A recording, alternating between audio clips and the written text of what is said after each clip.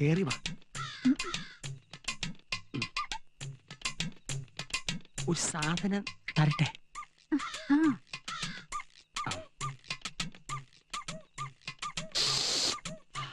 Foreign ഇടട്ടെ. ഇതുവരെ കഴിഞ്ഞില്ലേ? എനിക്കറിയില്ല. എന്താ നിനക്കറിയില്ല അല്ലേ? ഒരു സാധനം മേടിച്ച് വീട്ടിൽ വെക്കാൻ പറ്റില്ലല്ലോ. ഭാര്യ അകന്നിരിക്കുന്ന ഒരുത്തന്റെ പ്രയാസം അയക്കറിയില്ലല്ലോ. വിശ്വസിക്കാൻ ഓ, പറ്റില്ല. ക്ലബിൽ പോവാൻ സമയായി.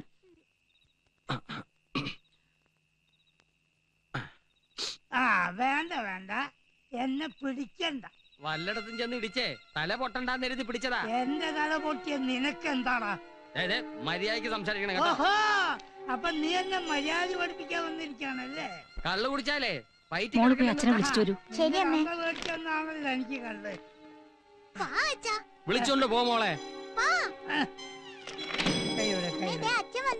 അച്ഛൻ വന്നതാ. അച്ഛൻ കഥ കളിക്കട്ടെ. എന്തിനാ അച്ഛനോട് വഴക്കുണ്ടാക്കിയ? അച്ഛനോ? ആരുടെ അച്ഛനടി? മെല്ലിപ്പോരുന്ന വൃത്തികെട്ടനെ പറ്റി. ഭാര്യ അന്യനാട്ടിൽ കിടന്ന് നാണല്ലോ കുട്ടിയുടെ മുമ്പിൽ ഇങ്ങനെയൊക്കെ പറയാൻ. ഭാര്യ അന്യനാട്ടിൽ കിടന്ന് എങ്ങനെയോ കഷ്ടപ്പെട്ടുണ്ടാക്കുന്ന കാശുകൊണ്ട് ഷൈൻ ചെയ്ത് നടക്കുന്ന ചച്ച. എടി, ആണുങ്ങളെ എന്നെ പോലെ അന്തസ്സായിട്ട് നടക്കണം. അയാളെങ്ങനെയാ? എന്താ ജോലി എന്ന് ചോദിച്ചാ എനിക്ക് എന്തോന്നിനാ ജോലി? അവളൊന്ന് പുറത്തല്ലയോ? ഒന്ന് നിർത്തുന്നുണ്ടോ? അടുത്ത വീട്ടിലെ കാളുള്ളതാ. രാവിലെ ജോലിക്ക് പോകുമ്പോ എന്ത് മാന്യനാ ആ ശിവരാമൻ സാറ്. സന്ധ്യയായ 4 കാലേ വന്ന് കേറും. സുമതയുടെ ഒരു ഗതികേട്. ചേട്ടനൊന്ന് ഉപദേശിച്ചൂടെ? എന്നിട്ട് വേണം അയാളുടെ വായിരിക്കുന്ന തെളിവ് ഞാൻ കേൾക്കാൻ. ഇതൊക്കെ സ്വയം തീരുമാനിക്കേണ്ട കാര്യങ്ങളാ. അവസാനം സഹിയായിട്ട് അവളെന്തേലും അക്രമം കാണിക്കുന്ന എനിക്ക് പേടി.